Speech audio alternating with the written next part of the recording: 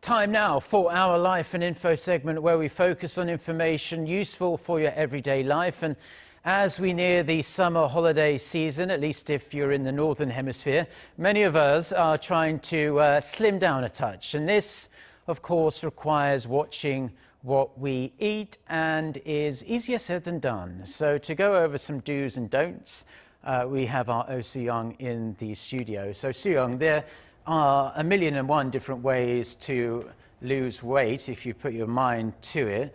But can you just tell us which diets actually work and which ones are kind of the passing fads that will go away? Right, well, it definitely is that time of year when everyone's trying to shed a couple of pounds for the summer. And as you said, there are countless diet plans out there, and this includes, of course, the rather disgusting cabbage soup diet. There's also the high-protein Jukan diet among the countless other plans.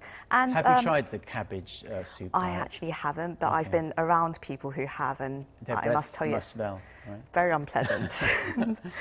But then they do promise very fast results. That's why people go on these diets. But most of them involve limiting or even excluding certain food groups. And that's when you should be very wary, as these popular diet plans are often based on dodgy science.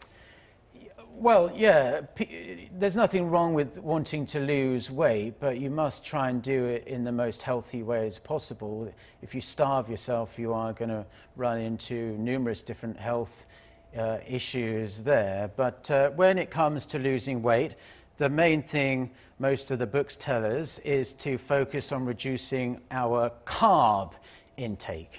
That's right. Carbs have somehow become public enemy #1. Right. And the thing is, though, carbs, this is mostly, bread, rice, spaghetti, or even fruit. You mean the tasty food? Yes, the tasty foods. Most diets tell us to cut down on them drastically or even get rid of them completely from our diet plans. But the thing is, dietitians say that restricting carbs entirely from our diet can actually be counter-effective in the long run. When you limit your intake of carbs, you lose water weight, so you are not actually losing fat. Also, you are recommended to have around 300 grams of carbohydrates every day to produce fuel for our bodies and also protect our muscles. We are also deprived of the water-soluble vitamins that are contained in carbs. Carbohydrates, protein and fat contain essential nutrients and minerals that your body and brain needs to function properly. And if you limit these nutrients, particularly carbs, you're likely to experience symptoms like headaches, constipation, and even bad breath. But more critically and ironically, your metabolism is also likely to slow down. Yeah, that's what comes with age as well. People's metabolism slows down, and that's why middle-aged people tend to put on that bit of weight. But you need your metabolism to be fairly high for your body to actually burn energy and for you to lose weight, right? Right, exactly. So your energy burning function will actually stagnate if you cut down on carbs, which could make it easier for you to gain weight in the long run. And that's just one of the long-term effects a crash diet can have on your health. Rapid weight loss or a drastic restriction of food can also lead to malnutrition, gallstones, fatigue, cholesterol, and heart disease. When you decide to lose weight by a dramatic margin, let's say 10 kilograms in a month, the first problem many people experience are gallstones, as your body produces less bile, and the second problem is iron deficiency. Iron, of course, is needed to produce blood. On top of that, your digestive system doesn't function properly and could lead to long-term complications with your intestines and your stomach. Yeah, so he went through a couple of the nasty health effects that these crash diets can have on you if you try them out. But so how can we slim down in a way that is relatively going to show us quick results, but also in a sensible way? Well, the first thing you should really do is check if it's appropriate or even safe for you to go on a diet plan, because you might be underweight and then that would be dangerous. And the best way to check whether you're at an appropriate weight is to look at your body mass index, and you can easily do this online. Experts say that you should aim to lose about 5 to 10% of your starting weight if you are overweight, and that would be a rate of between half a kilo and a kilogram per week. And this could be done by consuming about 500 to 600 calories less than usual every day. But if you've got a trip to the beach or a special day coming up and you want fast results, then dietitians recommend 3 steps, which are reducing salt, having smaller dinner portions, and avoiding alcohol and snacks in between. Cutting down on salt can help you shed weight in a short amount of time, but the thing is, it's not sustainable as it's mostly water weight. If you start having regular amounts of salt again, you can go back to your normal weight within days. So that's one effective but short-lived way to lose weight quickly.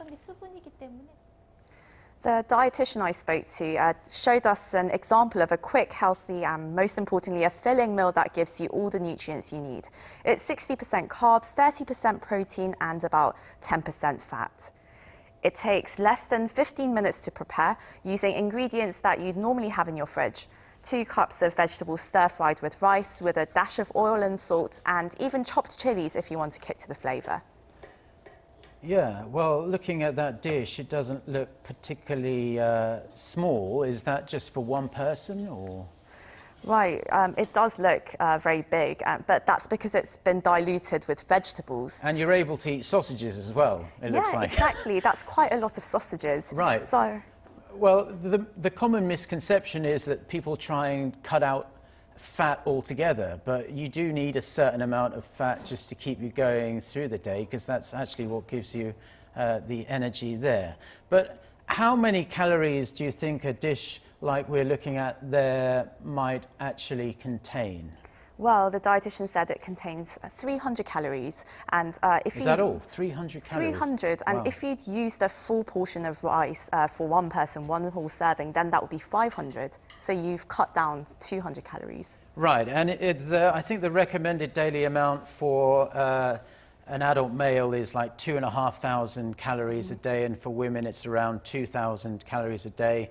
So you could potentially eat 3 of those meals a day if you wanted to eat the same thing 3 times and still lose weight without even having to do that much exercise. Exactly. We must stress that exercise, if you add that into your diet regime as well, then you're going to lose weight much faster, and it's probably safer than going through these crash diets. Exactly, much healthier, definitely. Sooyoung, thank you for your tips today. I'm going to put them into action, so my body is looking wonderful at the swimming pool later this summer. Thank you very much. Thanks for having me.